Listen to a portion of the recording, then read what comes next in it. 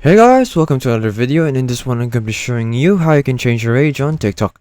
So before we get started, you can't just go into your TikTok profile and edit your birthday. TikTok put this rule in place to protect minors. So the only way to update your age is by contacting TikTok support.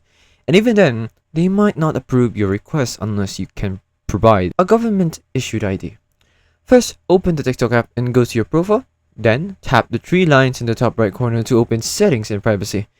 Now you have to scroll down to the support section and tap report a problem. From the topics, you have to choose account and profile, then go to editing profile, and if you don't see the option to change your birthday, tap other. Now tap need more help in the message box and explain that your date of birth is wrong, and then provide the correct one. And once the chat provides a form, you fill it up.